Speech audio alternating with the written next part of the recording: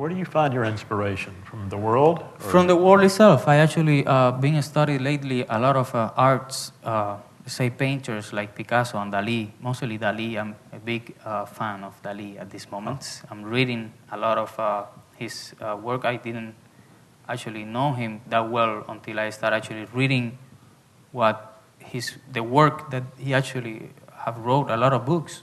Really? He wrote a lot of books. So how do you take Salvador Dali and translate that into a musical experience? Oh, it's all about forms. Ah. You know, music is a form of sound, and let's say paint in this way, and art is a form of the picture itself. You know, of textures and balancing and stuff like. It's all the same for me. You know, it's all the same for me. It doesn't really have anything. We're using the same tools. So when you see a painting or you see art that affects you, you think musically? Oh yeah. I see form in art. I see forms in music. It's the same. It's the same than doing music for a score. That's a very emotional,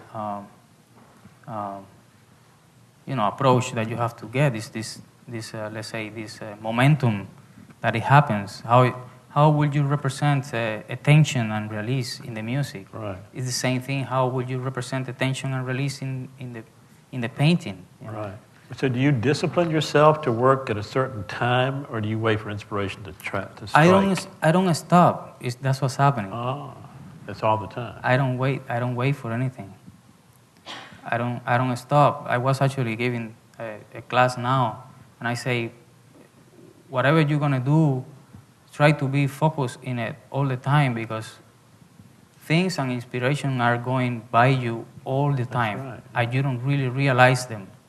I mean, maybe I have a lot of inspiration after we finish this conversation to do something, to do a solo or do a piece or do whatever, you know. Or maybe that sticks inside myself, and tomorrow I will be able to mix this information with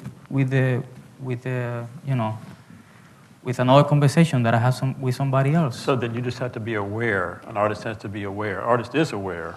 I think so. I mean, if you wait, let's say it's not a job for me. Oh, it's a pleasure. It's a way of life. For me, since I wake up, even without even opening my eyes, I'm already listening to it. I remember when I was a kid, I loved to listen to my mom's, in the kitchen, making coffee and stuff. I wasn't even, my eyes weren't open, and I was listening to it, and the smell of it, and the sound of the birds and stuff like that, This is all an inspiration motif for me. Well, you sound totally tuned in. That's what as I said before, I try to not stop in this, because, and even in the mechanical way, people always wait, let's say in the drums perspective of it, people always wait until they get into the drums so they can practice something. I say, why are you waiting so long? Oh, so it's going on in your head. Yeah, you can practice this thing on your head. You can practice right here. You can practice anywhere. Do you play keyboards or other Yeah, instruments? I play piano. And you think that's important as a composer? Or? It's very important, otherwise I wouldn't be able to compose anything. I see. Do you compose at the piano? Yes. Interesting. So what are you listening to on your iPod? Do you listen to music? I don't have an iPod. You don't? No. Because it's all up here. No, I have my music on my computer. Remember, I have a child, so toys or iPod. I see. But anyway, I don't have an iPod. But I don't really. I really do really specific things. Like, let's say one day I want to listen to like 12-tone kind of serialism approach into the music. I go to to chamber or to. But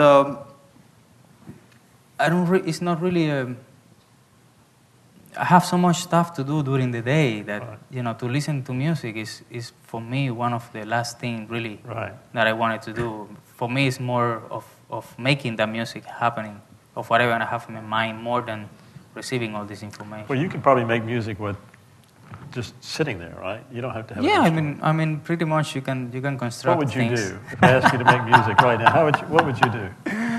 Oh my Play your God. shoes? What? Okay, I do this. Tac, tikimbala comba con tac, tikimbala comba con tumba, tikimbala comba con tac, tikimbala comba con tumba, tikimbala comba con tac, tu ping ping ping, tac, tu king king tac, tu king king comba con tac, tumba, tu ping ping, tac, tumba, tu ping ping, tac, ting ting, pa, ping, pa, tik kum, pa,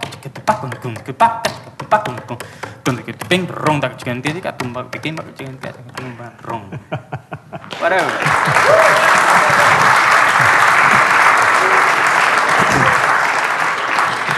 Easy for you to say. Well, that's fascinating. So, does anybody have any questions of our guest?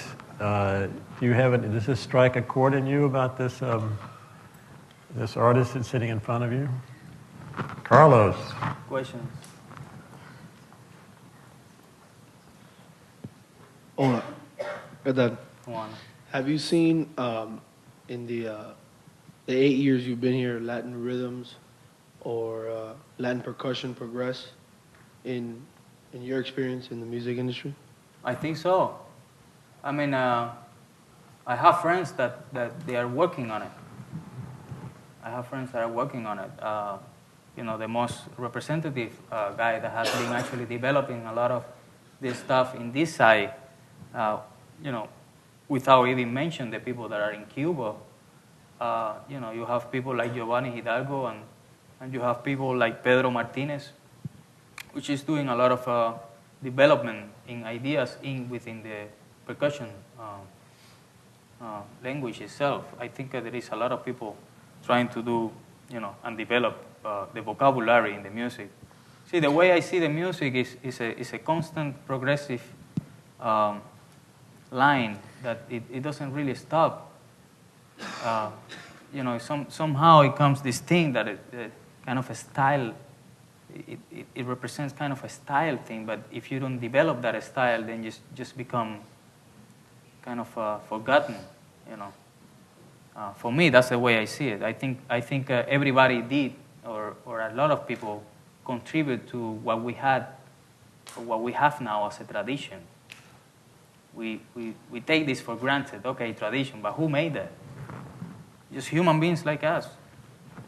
Somebody did that tradition, and that tradition has to be developed for us, you know, now getting it now. You know what I'm saying? So I really believe that there is as much stuff to become in the future that what it has been done. And that's the way I just think. That's the way I try to keep optimistic in that way, because that's the way I approach my drumming, my composition, and everything in life, you know. But I think there is a lot of people in the percussive, you know, scene in percussion that are doing a lot, and in different instruments too.